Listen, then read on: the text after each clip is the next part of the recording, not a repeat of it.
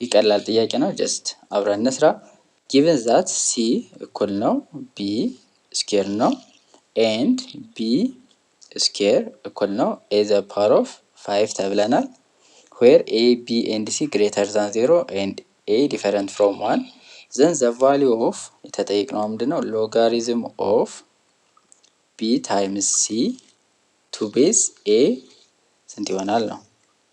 nearest to tens ማለት 1 ዴሲማል ፕሌስ እንደማለት ነው። በሌላ አባባል ጀስት ይሄንን እንሰራለን ማለት ነው አብረን።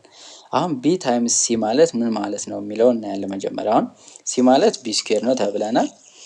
b ስኩዌር ማለት ደግሞ a the power of 5 ነው። ያ ማለት እዚህ ጋር b ማለት ምን ማለት ነው?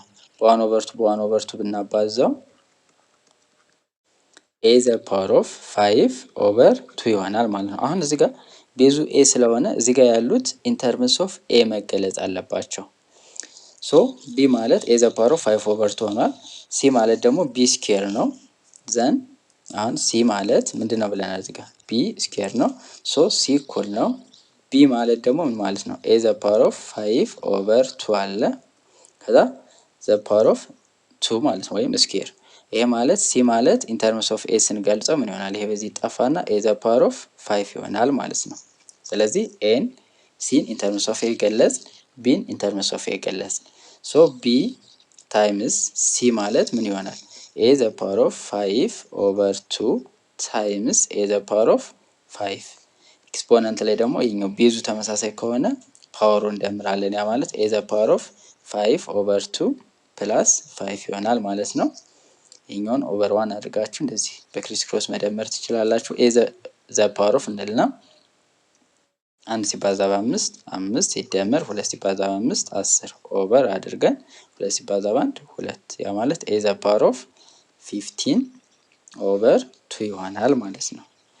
ሶ አሁን እዚህ ጋር መመጣን ሰብስቲቱት እናደርጋለን ማለት ነው። ሎጋሪዝም ኦፍ አድርገን a the power of 15 ኦቨር 2 to base a ይሆናል።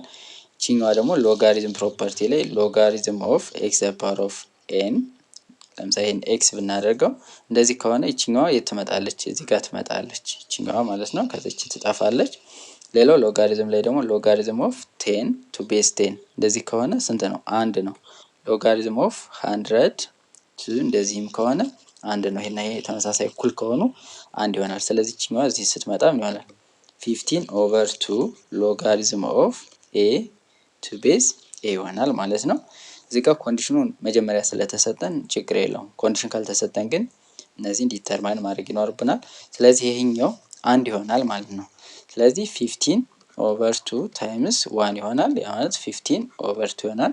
ያስተካክሉት 7.5 ይሆናል ማለት ነው። ይሄኛው ቴንስ ስለተባለ ይሄ ይሆናል ማለት ነው። 1 ዴሲማል ፕሌስ ነው የተገለጸው። ስለዚህ መልሳችን ስንት ይሆናል? 7.5 ይሆናል ማለት ነው።